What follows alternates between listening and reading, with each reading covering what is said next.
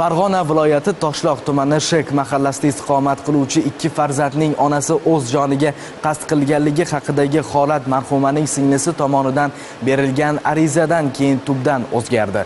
Ma'lum bo'lishicha, uy-joy masalasidagi yuzaga kelgan oilaviy janjaldan o'zini tiya olmagan va tongga yaqin o'z turmush o'rtog'ini bo'g'ib o'ldirgan. Voqeaning to'liq tafsilotlari va sud hukmi bilan muxbirimiz Bahodir Maqsudov tanishtiradi.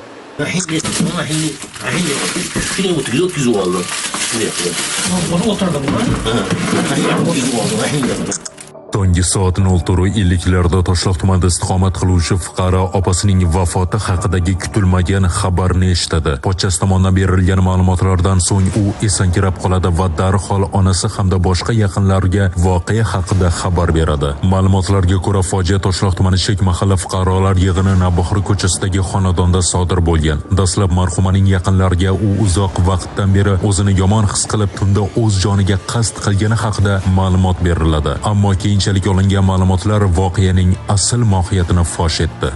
Bu yotoqxonalar. Shu yotoqxonalar. Olislar kelinglar. Qayerda bo'lgan xola? Ko'rsatib o'ting. Tergov jarayonida aniqlanishicha, marhuma va uning turmush o'rtog'i o'rtasida uy-joy bilan bog'liq nizo bir necha kun davom etgan. Voqea sodir bo'lgan kecha ham ular o'rtasida janjal chiqqan. Erning asabiy holati tufayli vaziyat nazoratdan chiqib, tongga yaqin vaqtda u ayolini durra bilan bo'g'ib o'ldirgan. Nizosi qo'yib dedi, qaytga dedi, qaramadingmi dedi, uxlab qolibman dedi. Qarasang bo'lmaydi, qaytga bosdan tandir o'chog'idan navbatchiga. Dadam bilan qizim yugurib chiqishdi.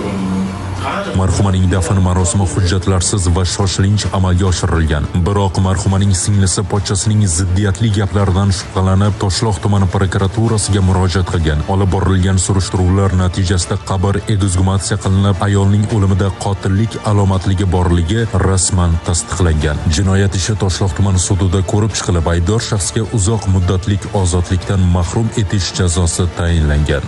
Jinoyat ishlari bo'yicha Toshloq tuman sudining hukmi bilan sudlanuvchi O'zbekiston Respublikasi Jinoyat kodeksi 97-moddasi 2-qismining V bandi nazarda tutilgan jinoyatni sodir etganlikda aybdor deb topilib, unga ushbu modda bilan 16 yil muddatga ozodlikdan mahrum qilish tariqasida jazo tayinlandi.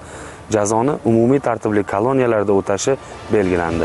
Mazkur holat oilaviy munosabatlarda murosa va o'zaro hurmatning yo'qolishi, nafsni jilovlay olmaslikning og'riqli oqibatidir. Natijada ikki farzand yetim qoldi. Bu fojia jamiyat a'zolarini oiladagi ziddiyatlarni murosa, sabr va muloqot orqali hal etish zarurligidan ogoh etadi. Bahodir Maqsudov, To'xtonbek G'ulomov, Ovoz informatsion dasturi uchun Farg'onadan maxsus.